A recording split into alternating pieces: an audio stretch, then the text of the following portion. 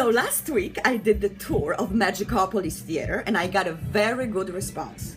So I asked Steven to give us a tour of the lobby. And we are a little bit competitive, so I want to see if he gets good comments too and how many likes he will get. We will see. Hey, greetings and welcome to world famous Magicopolis in Santa Monica, California. I hear they have a lot of fun in there. Follow me, let's take a look. Everybody's journey to Magicopolis starts right here at the ticket desk. You get your tickets from the man who knows. He knows if you ordered by PayPal, if you got a phone order with a credit card, he's going to give you your slip. He knows how many tickets you ordered. Next to the ticket desk here is the wall of worthless plaques, awards, and certificates. I have two favorites. One of them is from the city of Santa Monica. This was given to us on March 25th, 1998. It was Magicopolis Day. All the kids loved it because they didn't have to go to school, the banks were closed. Actually, none of that happened, but we did get the plaque. That was the groundbreaking ceremony before we built Magicopolis.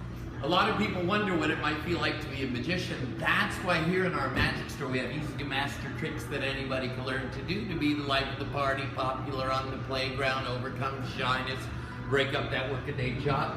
Before every show, the under 21 set, they gather around in the magic store here and they see popular favorites demonstrated like the magic coloring book. Oh, I am on the floor in front of the magic shop here at Magicopolis. This is where Penn and Teller put their hand and footprints in cement. You can see how big Penn's hands are. Teller, over on this side, it looks like he has a funky finger. Really, his fingers were crossed like this, wishing good luck to Magicopolis. That's when he put his hand in there. The toes of Penn and Teller are a little bit hidden by the display case here, but this right there is Teller's big toe, and I can tell by the impression he had a blister that day. And a lot of the older kids like the Svengali deck, scotch and soda tricks like that. And while they're fooling around with the demonstrator in the magic store, their parents and all the adults are over there in the bar quaffing fine wine and beer while we demonstrate sleight of hand. I'm going to take you over to the bar in just a second to see what it looks like over there. Throughout Magicopolis, we have a lot of images of famous magicians from the late 1800s and early 1900s. This is Keller. This poster was done in around 1920. This is Carter, who was also in his era and was more of a world touring magician as opposed to a domestic performer like Keller was. In my abstract little brain, when I coined the name Magicopolis, to me it meant City of Magic. And when I designed the complex here, I wanted to be, at least in an abstract way, a city. I got these Dutch street lamps, which I really love. I also left the ground cement. I didn't put any carpeting or anything. I wanted it to feel like a street. And if you follow me, you'll notice that I have a couple of square edges like they might be buildings there. And the entrance to the theater, you'll see even a rooftop there, kind of like a French rooftop. I wanted to have a centerpiece, something that would catch your eye, and that's why I came up with this sculpture. On the bottom, you see the chair is balanced on two legs. On top of that's balanced the TV. On top of that, the bowling ball. On top of that, the sword. And on the tip of the sword, this girl balances very precariously, but you don't have to worry, she's not a real girl. This chandelier came from a Hollywood prop house. If you recognize it, it's because it was in the movie The Witches of Eastwick. These right here are the hands of those who did not applaud at our show. We just sever them and mount them here. Very few people don't applaud at the show. If you come on up here for just a second, this beautiful painted lady we got at Abbot Kinney in Venice. We added the glasses, the hat, and the wand, and suddenly she's even more magical than the artist originally intended.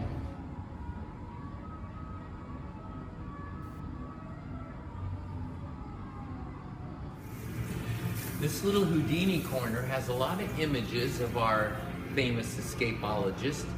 This painting right here is a portion of a much larger painting that I painted when we were building Magicopolis to relax. I did some oil painting, and this one tiny section of the oil painting was the only part that I really liked.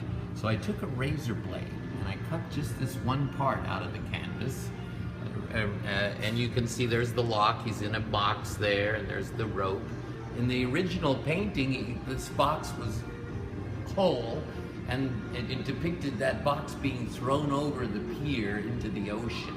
But like I say, just this one little section I like the best. This is a little wall of Penn and Teller memorabilia. These are props from Penn and Teller. They broke through this brick wall.